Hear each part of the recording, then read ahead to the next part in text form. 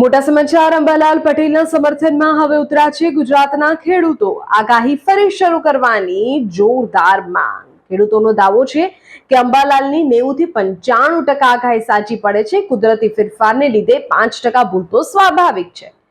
હવામાન આગાહીકાર અંબાલાલ પટેલે જાહેર આગાહીઓ બંધ કરવાની જે જાહેરાત કરી તે મામલે હવે ગુજરાતનું રાજકારણ અને સામાજિક વાતાવરણ બંને ગરમાવું છે.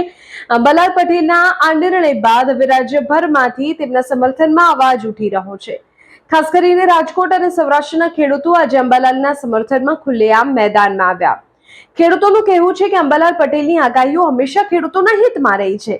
આજે પણ ગુજરાતનો ખેડૂત હવામાન વિભાગ કરતા અંબાલાલ પટેલની આગાહી પર વધુ ભરોસો કરે છે. ખેડૂતોએ વિજ્ઞાન જાથાની ટીકાઓનો જવાબ આપતા દાવો કર્યો કે અંબાલાલની આગાહી તો 90 થી 95% સાચી સાબિત થાય છે. હવામાનમાં અચાનક થતા ફેરફારને કારણે જો 5% જેટલી આગાહી ખોટી પણ પડે તો એ સ્વાભાવિક બાબત છે. તેના લીધે કોઈના પર સવાલો ન ઉઠાવી શકાય. ખેડૂતોએ માંગણી કરી છે કે અંબાલાલ પટેલે વિજ્ઞાન જાથાની વાતોને ફગાવી દેવી જોઈએ અને ખેડૂતોના કલ્યાણ માટે ફરીથી પોતાની આગાહીઓ શરૂ કરવી જોઈએ.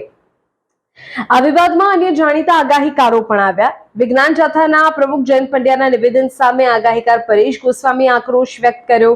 પરેશ ગોસ્વામીએ સવાલ ઉઠાવ્યો કે આપણા દેશના આગાહીકારો વર્ષોથી પૌરાણિક રીતે ગ્રહો નક્ષત્રોની સચોટ ગણતરીના આધારે જ આગાહી કરે છે. જો ક્યારેક 8% જેટલી આગાહીઓ ખોટી પણ પડે તો તેનો અર્થ એ નથી કે બધા આગાહીકારો ખોટા છે. અહીં મહત્વની વાત એ છે કે જયંત પંડ્યા જ્યારે અંધશ્રદ્ધા, દોરા ધાગા અને ભુવાઓનો વિરોધ કરતા હતા ત્યારે લોકોએ તેમના કાર્યોને બિરદાવ્યા. પણ સદીઓ જૂની આપણી ભારતીય જ્યોતિષ વિદ્યા અને ગ્રહ નક્ષત્રના વિજ્ઞાનને ખોટું કહીને તેમણે આ વખતે એક મોટા વિવાદને જન્મ આપી દીધો છે.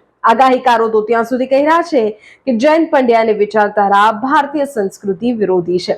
તમે કમેન્ટ કરીને કહો કે તમે અંબાલાલ પટેલની આગાહી પર વિશ્વાસ કરો છો કે કેમ, અને અંબાલાલ પટેલે આગાહી ચાલુ રાખવી જોઈએ જેમ બધા ખેડૂતો કહી રહ્યા છે તેમ. તમારું શું માનવું છે? કમેન્ટ કરજો.